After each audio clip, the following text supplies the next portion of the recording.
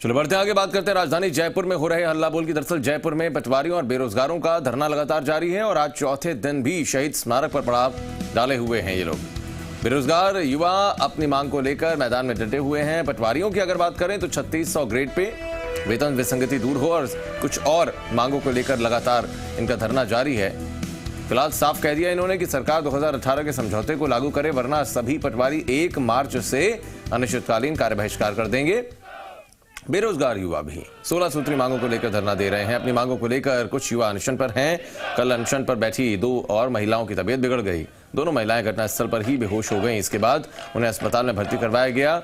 सरकार से कोई वार्ता न होने पर बेरोजगार युवाओं ने विधानसभा उपचुनाव में प्रत्याशी उतारने की घोषणा कर डाली है। इधर सुजानगढ़ सीट्स के लिए दिनेश पचार को जिम्मेदारी दी गई है। दिनेश पचार दरअसल पीसीसी चीफ गोविंद सिंह डोटासरा के रिश्तेदार भी हैं और तो और राजसमंद सीट के लिए अशोक मेहता को चुनाव प्रभारी बनाया गया है। अशोक मेहता की पत्नी जयपुर में वार्ड पार्षद है।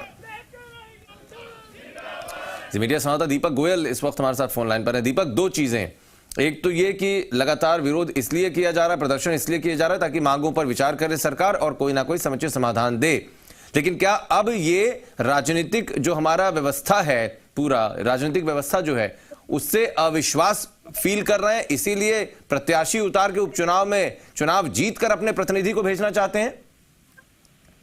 देखिए, अपनी मांगों को लेकर ये 16 संगठन हैं, वो 4 दिन से आमरण अनशन पर है। तबीयत बिगड़ी है और जो बेरोजगार जो संघ है, उनके जो नेता हैं उपेंद्र यादव, अब उन्होंने कह सकते हैं कि जो उपचुनाव है सीटों पर उस पर प्रत्याशी उतारने का यहाँ ऐलान कर दिया है। देखिए, 16 जो संगठन है वो अपनी अलग अलग मांगे कर रहे हैं, अलग अलग तरीके से विरोध प्रदर्शन कर रहे हैं और उन्होंने कहा है कि जब सरकार में कोरोना की जब लड़ाई लड़ी जा रही थी तो हम ही वो थे कि गांव ढाणी के अंदर हम सैंपल लेने गए, हमारी जान जोखिम में डाली, हम परिवार से दूर रहे, लेकिन जब आज समय हमारी मांगों का है तो हमारी सरकार मांगे नहीं मान रही है।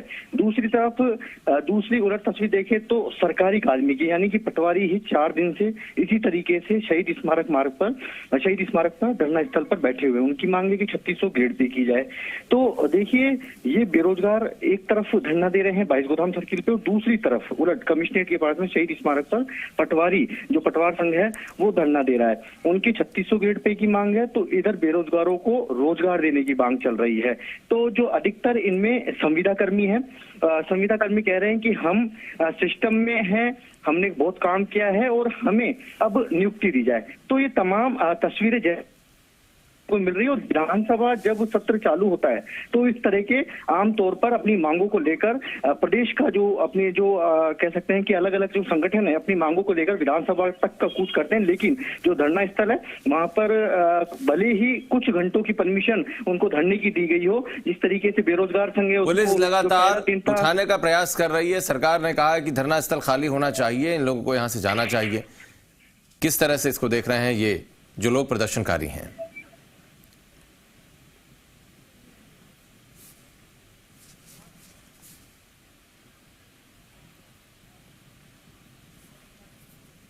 चलिए दीपक, फिलहाल बहुत शुक्रिया आपका जानकारी के लिए, लेकिन शायद अब तक आवाज़ मेरी नहीं पहुंच पाई। जिस तरह से पुलिस प्रशासन लगातार इन बेरोजगारों को वहां से हटाने की कोशिश कर रहा था, उन्होंने कहा कि हम यहां से कहीं नहीं जाने वाले, हम यहीं रहेंगे जब तक हमारी मांगें नहीं पूरी हो जाती, तब तक हम यहां से कहीं जाने वाले नहीं हैं, ये भी कह दिया था बेरोजगारों ने।